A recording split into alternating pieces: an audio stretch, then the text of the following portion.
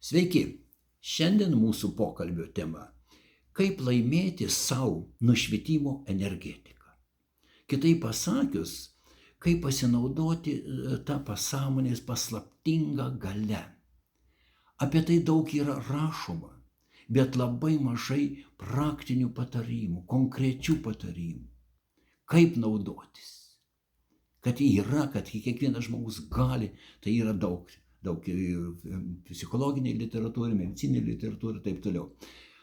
Man daug padėjo susitikimas ir trumpas bendravimas, trumpas bet prasmingas su žymiu kinų pasąmonės galių tyrinėtoju Lao Siuniu.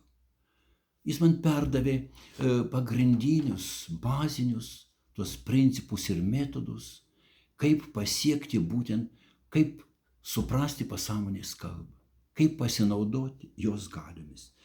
Visi žinome, tai irgi visur galite rasti, kad 90% veiklos energijos galimybių valdo pasąmonė, o sąmonė lieka tik 10%. Tai įsivaizduojate, mes turime rankas 10 pirštų, tarsi mes gyvenam naudodamis tik vienu pirštu. Tai yra labai sunku. Mes sunkiai ir gyvenam.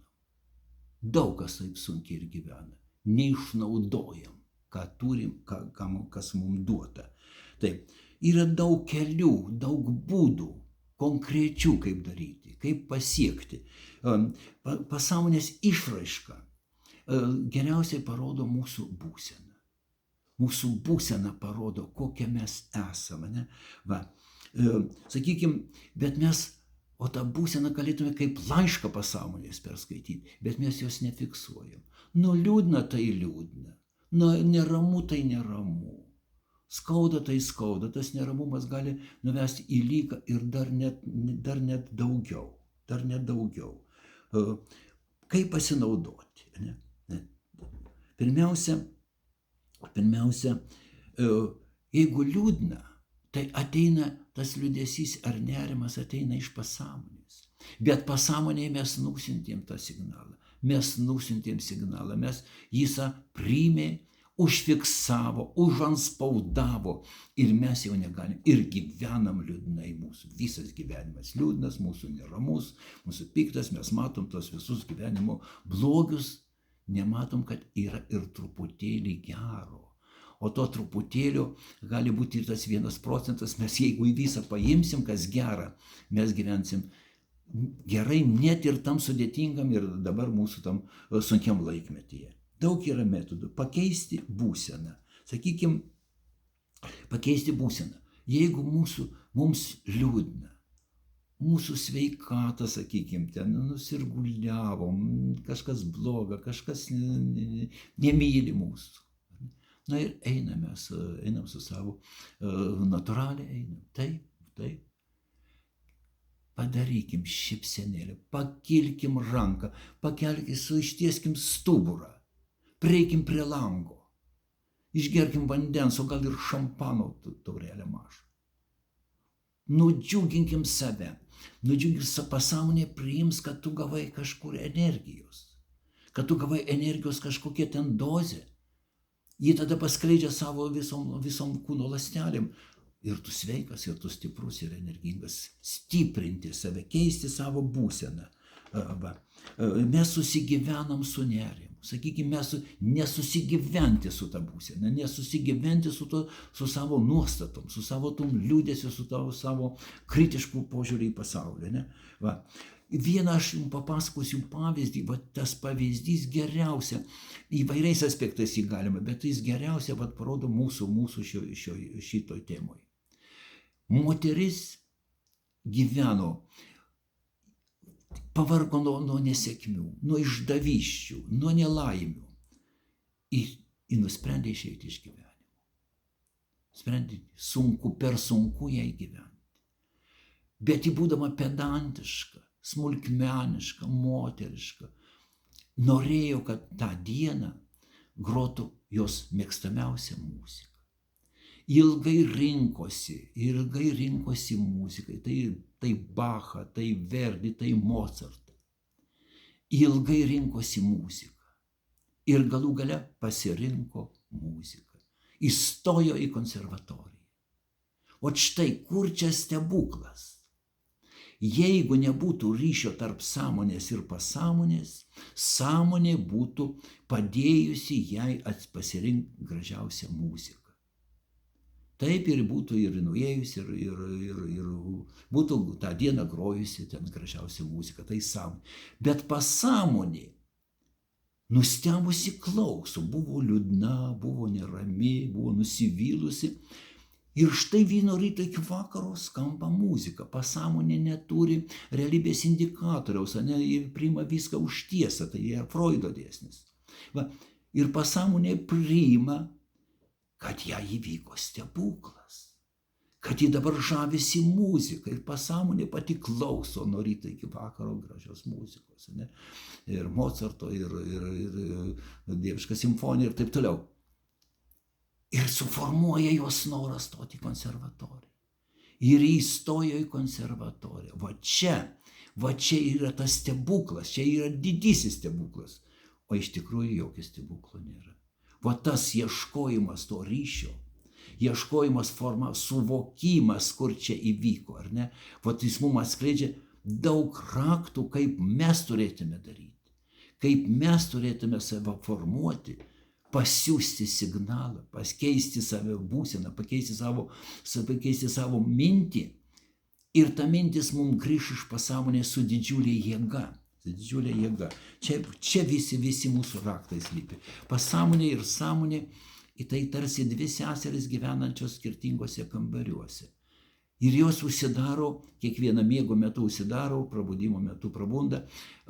Bet tas tarpelis tarp miego būsenos ir prabudimo, kiekvienas pereinamasis procesas, pagal Lao Siunį, kiekvienas pereinamojo proceso metu, stiprių pereinamojo proceso metu, tos durys būna pravertos truputėlį, jos prasiveria.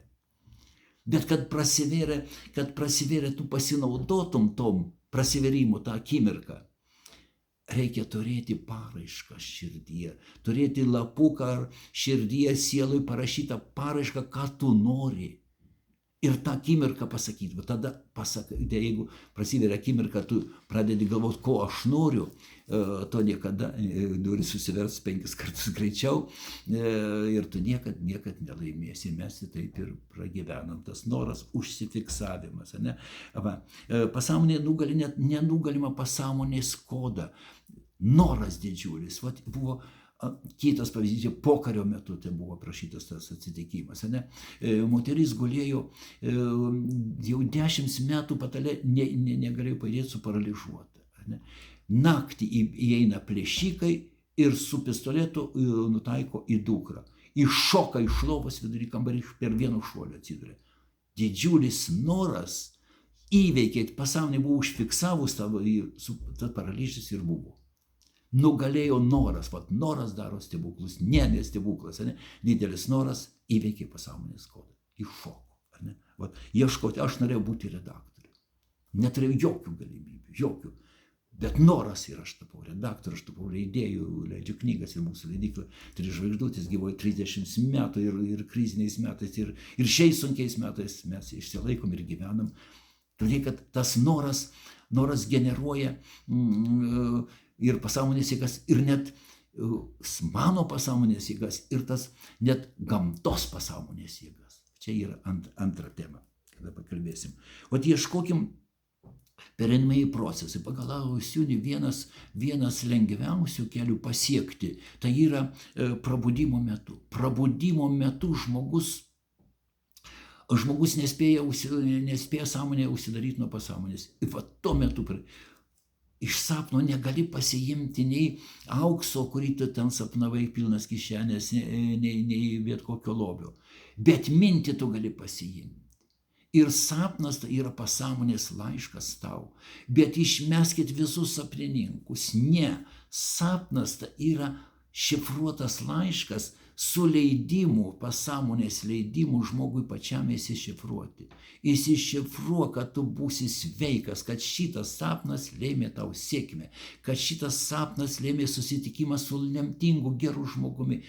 Taip ir įvyks. Išsišifruosi, kad tas sapnas juoda katė bus, ar ne, susitiksi su kažkokiu piktuoliu ir susitiksi su, išsipildys tau.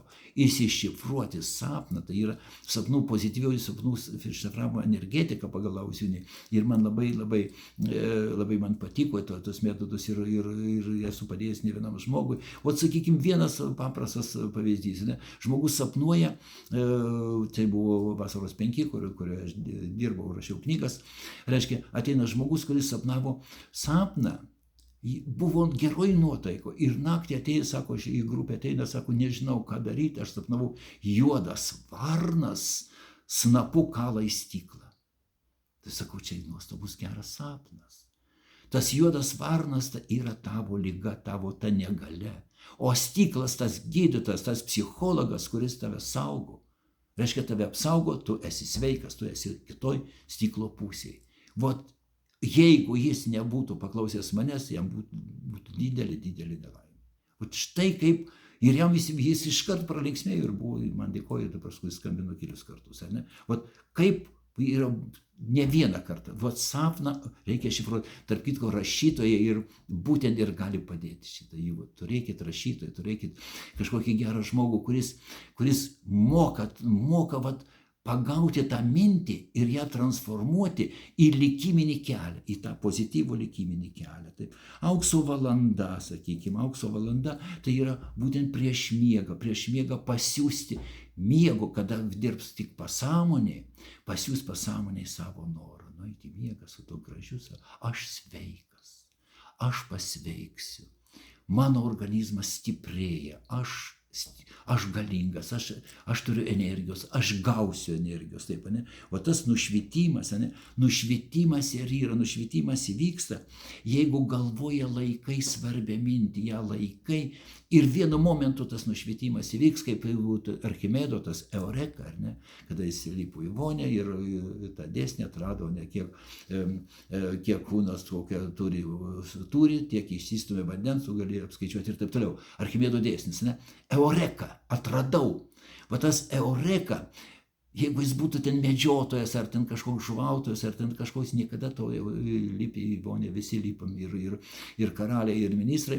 Ne, jis nešiojo tą mintį. Vot mum tai yra raktas. Tiek būna tas Archimedas mum, ne taip jau mums jau dabar įdomus.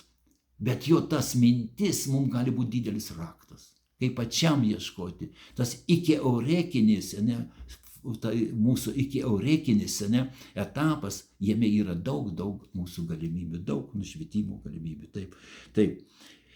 Taip.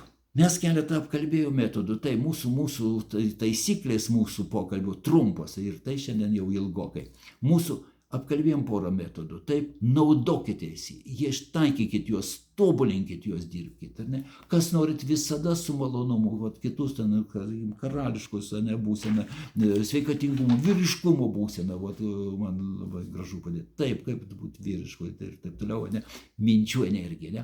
Va, Ausiūnio metodus. Visada mano visi yra kontaktai, mūsų internetinėje svetainėje www.3žvaigždutės.lt kontaktai ir apie seminarus ir kaip išleisti savo knygą. Taip ir išleisti savo knygą irgi trūksta energijos, trūksta noro, yra labai paprasta. Ne? Visada miela bus susitikti, miela ir šiandien. Malonu, kad klausėt, malonu, kad dirbsite.